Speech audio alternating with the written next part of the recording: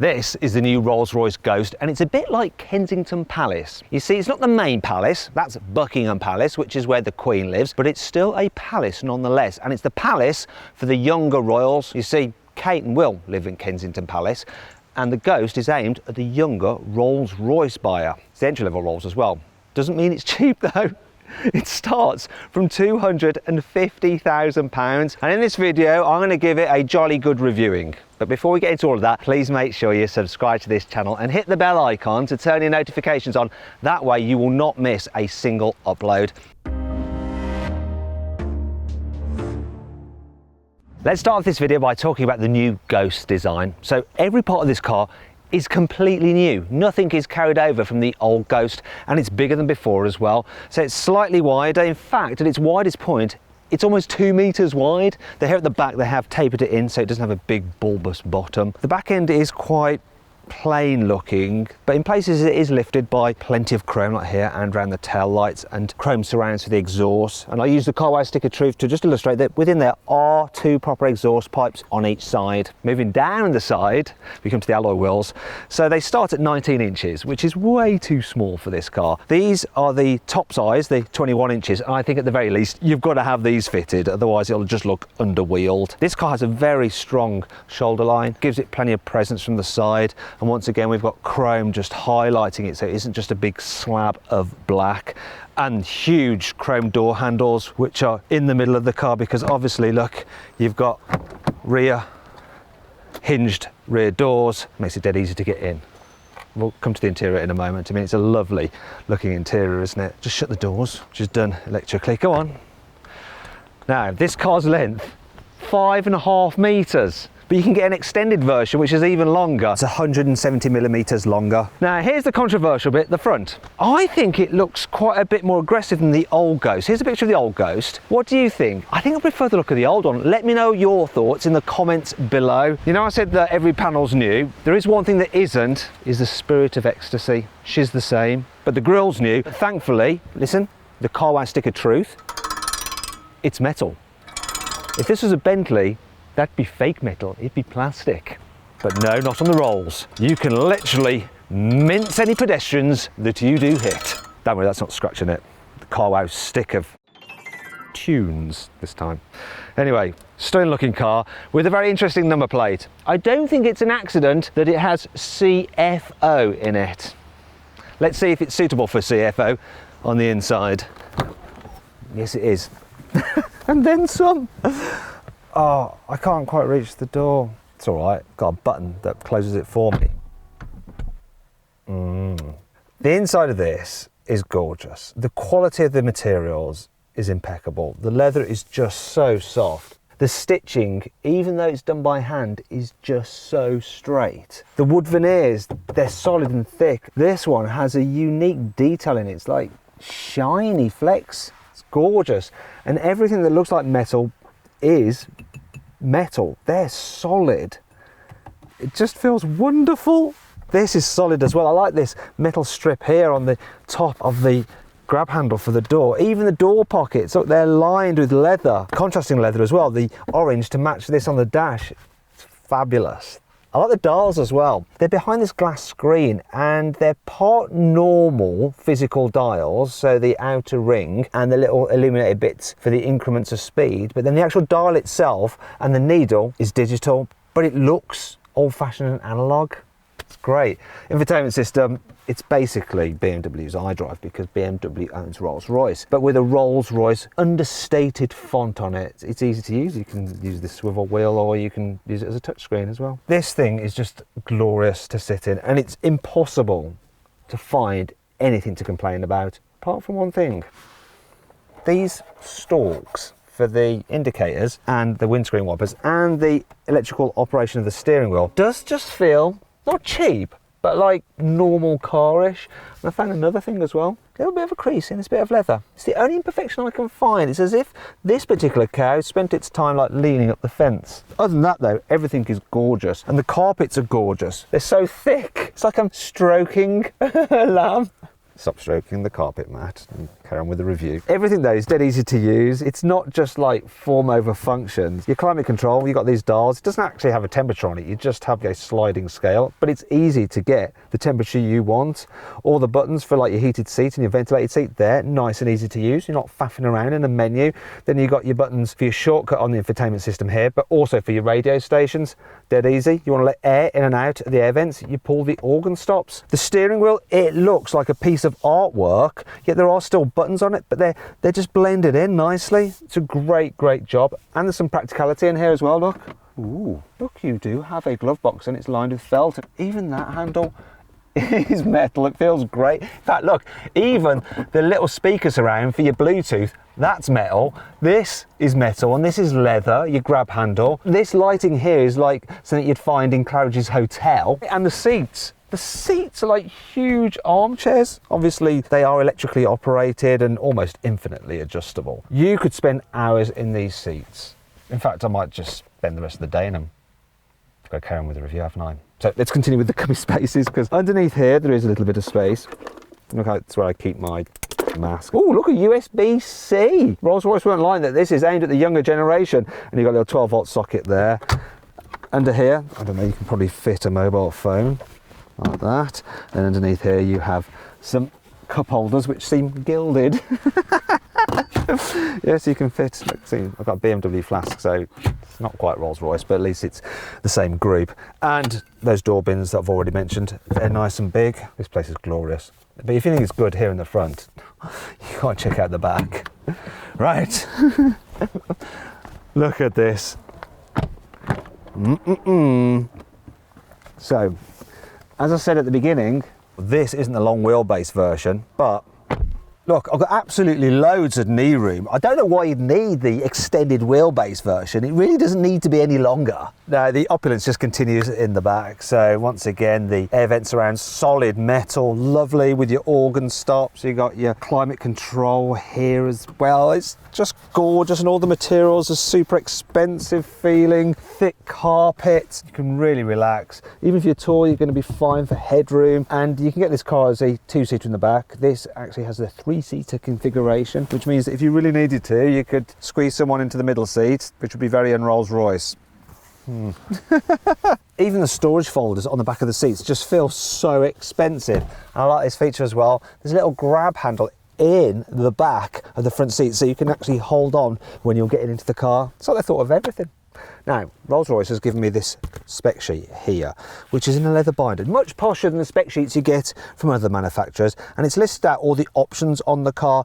Only, it doesn't give the individual prices of the options. Instead, I just get a total price for the car, including options, is just over £307,000. But that excludes taxes. When you add in VAT for this country, it means that here, this Rolls-Royce Ghost would cost almost £370,000. Now, I asked Rolls-Royce about this for the individual option prices, but they said, no, we don't like to talk about that. Very Rolls-Royce. Anyway, we will talk about some of the options. So, one thing this car has is the embossed Spirit of Ecstasy on the back of the picnic tables. It also has, check it out, the rear entertainment system. So you get a big screen on each side, and you can control all the car's infotainment through this rear screen, and you can do it using the controller under here, which is just like that in the front. I'll just put that away, and I'll put this away. Put that away. Don't know why it can't all be on one button. The rear seats in this car also have a massage function. That's one of the optional extras. What's he doing now? What's he doing? I'll press that button to make it go upright. No, I don't want that. Another optional extra are these lovely Rolls-Royce embossed pillows. Another extra this car has is this. Look, in here we have a fridge, and I really like what they've done with this. Normally the fridges you have in cars going lengthways, which eat into boot space, whereas this one, it holds the bottle. Obviously it's not going to be this kind of bottle, it'll be champagne vertically. And then you have your little champagne glasses. And by the way, they're held in by expensive feeling clips. I would sip from one of these, but I can't risk it because of COVID, of course. Good old COVID.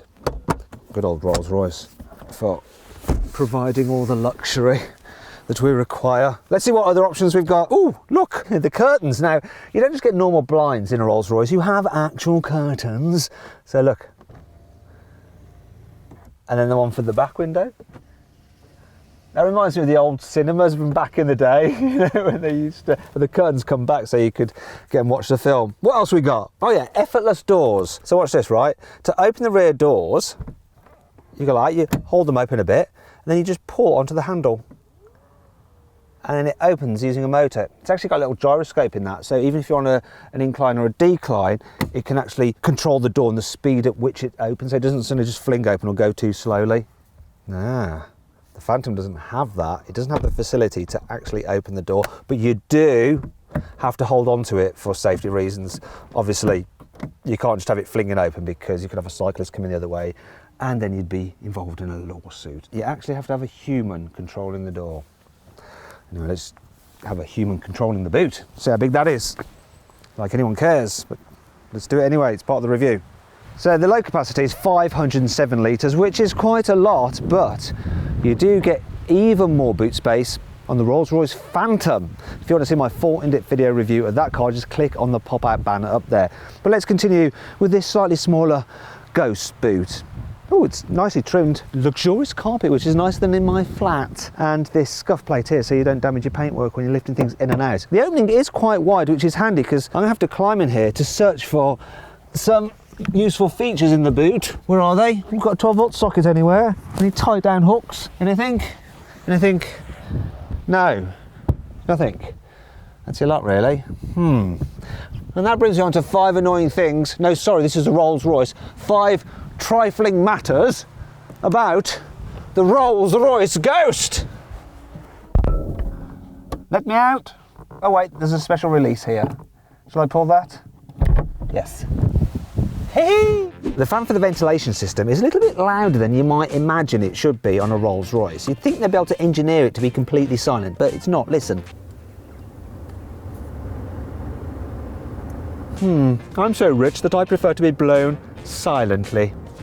I don't know why they have this keyhole here on the side of the car. I guess it's there for in case the central locking breaks, then you can get in, but surely they should have been able to like hide it so it doesn't look so ghastly. This part of the rear blind system is actually manually operated, so it's really annoying if you're the driver and you're trying to look over your shoulder and you want to be able to see out. You have to sort of like do that kind of thing with it. Really? Really? Well, there's Apple CarPlay for the infotainment system. There is no Android Auto. Now, you might be thinking, well, of course not, Matthew, because anyone who buys a Rolls-Royce will pay the extra for an Apple phone. Well, maybe, but their poorly paid chauffeur may have an Android phone. So what are they going to do? The satellite navigation system could do with being a little bit more sensible. See, I put it in the fastest route and it directed me to this location by some tiny single track roads, which are an absolute nightmare to drive this 2-metre wide car down. It was horrendous. It should know just how wide this car is. Thankfully, this car has plenty of cool features to help make up for all this. You can get a Starlight headliner. We've got hundreds of LEDs just in the roof lining, which mimic a night sky. And if you wait long enough, you'll see the occasional shooting star. I'm just not sure if I've got the patience right now. No, I haven't.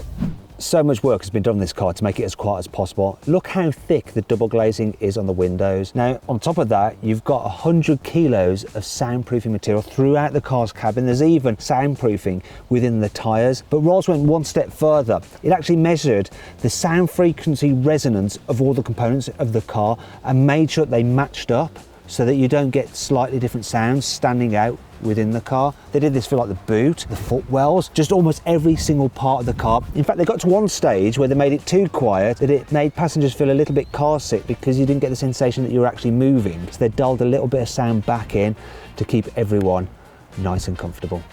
You can raise and lower the Spirit of Ecstasy manually if you want to by pressing a button on the car's infotainment system. And you can actually get it in solid silver or gold plated.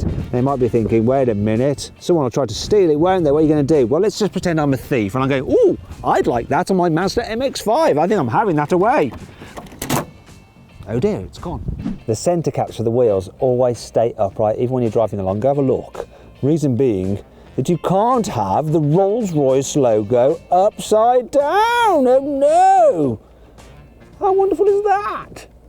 See this Ghost logo here? Now Rolls-Royce could have just painted that on, but that would have been too easy. Instead, they took 10,000 man-hours designing and developing this very special feature, which actually involves 90,000 laser-etched holes in this wooden veneer, and behind that you've got 152 LEDs, and it shines light through evenly, so you get this starlight effect here. And when you turn the car off, it completely disappears, and it comes back when you turn it back on again. And depending on where you look at it from, it seems to twinkle. There's actually 850 stars in the Rolls-Royce Ghost galaxy. And there's 1 billion galaxies in the Rolls-Royce universe. This car has the upgraded bespoke audio system, so you have 18 speakers, and these ones here actually have a really nice metal grille over them, which is so sharp you can actually file your nails on them. You get 1300 watts of power. There's also 2 exciter speakers in the roof of the car, and it uses the hollow sills to act as a subwoofer to boost the bass. And then there's a few microphones dotted about the place to pick up unwanted frequencies and cancel them out, so you get a pure, clean, glorious Rolls-Royce sound. This car is fitted with air suspension, like you'd expect from a Rolls-Royce. It also has Rolls' flag bearer system, where cameras here can read the road ahead, and if they spot a bump, they slacken off the suspension so you don't feel it so much. But on the Ghost, they've gone one better. The car's front suspension has its own separate additional suspension, so it's like it's a double sprung mattress. It's so super comfy. This car's body panels are made out of aluminium, and from the windscreen going up over the roof all the way to the back, you can't find any joints at all. To achieve that, Rolls-Royce had to use 4 expert craftsmen, and what they did was weld by hand all the panels together simultaneously to hide any seams. It's just perfect. The Ghost gets Rolls-Royce's new microenvironment purification system. So the car uses sensors, and it can tell if you're driving through an environment that is a bit polluted, and then it will automatically put the car's ventilation system onto recirculation mode. And it diverts the air through a nano fleece filter to remove all those nasty impurities. I'm not sure that it can actually remove coronavirus though, so just to be safe, I think I'll continue wearing this for now. These laser headlights can actually illuminate the road up to 600 metres ahead of the car. They can also blank out part of its beam so you don't dazzle oncoming drivers. Speaking of dazzling, there's some LEDs there which shine down when you've got the lights on to illuminate the grille. As with the Rolls-Royces, you have an umbrella in each rear door. Though for the Ghost, you can actually choose your own design for the umbrella in the car's configurator, which is quite good fun. Tell you what's not good fun though, if you don't put this umbrella back properly and then you shut the car's door, you could be in for £8,000 worth of damage. That's coming from someone who had a Rolls-Royce, made that mistake, and then had to pay that money to get it fixed. As with the Phantom and the Cullinan, the Ghost uses Rolls-Royce's 6.75 litre twin-turbo V12 engine.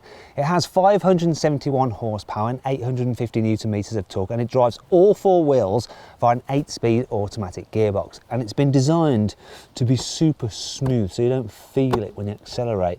And I'll illustrate just how smooth it is now by using one of the car's champagne flutes filled with water. I'll just start the engine now, and you'll see that water should not spill from the glass. Ooh, look at that. And if I rev it,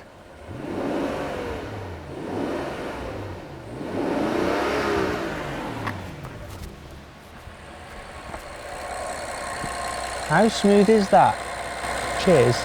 Right, let's finally see what this Rolls-Royce Ghost is like to drive. Obviously I've got to first exit my country manor. Speed humps. Not much of a problem in this, the air suspension just deals with them so well. And I can just cruise down my little driveway. I say little, it's probably about half a mile long.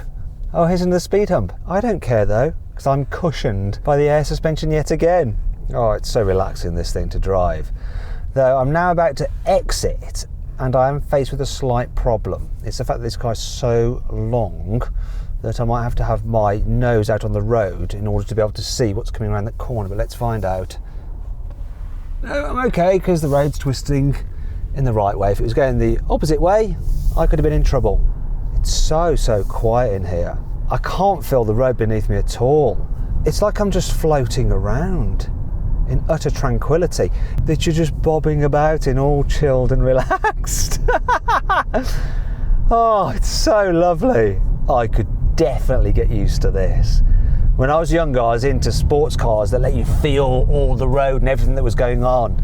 As I've got older, I like the finer things in life. I like smoothness. I like relaxation. I like tranquility. And this is delivering it. That was a rattly old van just whizzing past. Hardly noticed it was there. It's so super quiet. I mean, I can whisper and you can hear me. Now I'm coming into town and I'm a little bit worried because this is such a big car, wide and long. How's it going to cope? Well, actually, it's not difficult to place the front of the car because you do get a good view over the bonnet. And it is nice just seeing the spirit of ecstasy like guiding you down the road. Also, it's got rear wheel steering as standard. Oh, the steering is, it's just gentle and easy. Now, this is the section of the video where I'd normally try and park. Not sure how this is going to play out. This car does have surround view cameras, so they will help me, and obviously parking sensors and stuff. But at the moment, I'm caught behind some truck that's loading. Please let me through. I'm in a Rolls Royce, don't you know? Let's see if I can find another parking space a bit further up. Let's see if I can fit in that gap over there. Can I squeeze in my 5.5 meters of length? Ooh, the steering just makes it not as problematic as you might think.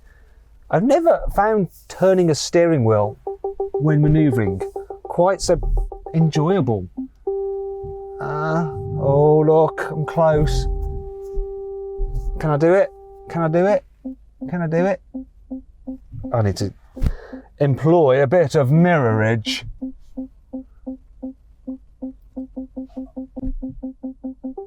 I've only gone and got it in the gap. Well, I say a gap, it was sort of a chasm. This car only barely fitted, and it's really good that I've got these surround view cameras to show me exactly where the car is positioned. Otherwise, I probably would be bumping into other cars, which will be very expensive. Anyway, let's get out of here and try this Ghost in another environment. What's getting out going to be like? Leap of faith. Can't see anything. Please bear with me, people. I'm doing some road testing right here. Go on, out of my way, Golf. Come on, out of my way. I'm far too important and rich to worry about this. I'm going to have to go up on the curb. I am going to have to go up on the curb. That's an instant driving test failure right there. Let's do a U-turn in here. See how many people I can annoy. Oh no, here comes that lorry. Don't know what this Hyundai is doing. He's right up on my bottom. I'm literally causing all the chaos. Just all of it. Will people be annoyed at me, or will they be cool? We'll find out what the road users think about Rolls-Royce drivers. Is he going to be happy? Oh, he gave me a little wave. Even though I'm still causing maximum chaos. Right, I think I'm free. Oh, your blood pressure soon drops again once you start moving and it just soothes you. Now let's see what this Ghost is like on a twisty road. Bearing in mind that it does weigh 2.5 tons. It has special anti-roll bars which can stiffen up to stop the car leaning in the bends, and it does stay relatively flat whilst also maintaining that floaty feel. In fact, you feel like you're flying up the road. It doesn't have a sporty edge to it like a Bentley Flying Spur, and you can watch my full video review of that car by clicking on the pop-out banner up there. But it doesn't topple over either. It doesn't feel out of its depth. And if you need to get a move on, this engine is pretty powerful. I'm going to floor it. Oh, a bit of a roar from the exhaust, and it does go all right. Oh my gosh. Oh, it doesn't really hurtle down the road as advance down the road. But yeah, 0-60, 4.6 seconds. But it doesn't actually feel that quick because you're so isolated from the sense of speed. One of the things you have to love about Rolls-Royces is that they have their own unique way of doing stuff. For instance, you don't have a rev counter, but instead a power reserve gauge. So when you're just tootling along and not really pressing the throttle, you have 100% of power reserve. Floor it and it goes down. So it's like the opposite of a rev counter. I don't know why that pleases me, but it does. Needless to say, this Rolls-Royce is brilliant when you get out onto faster roads. It's just so great for soaking up the miles. Seats are super comfy. You can put the massage function on. And one of the things I really like about the massage function is that it just stays on. In other cars, it goes off after a while, but with this, no.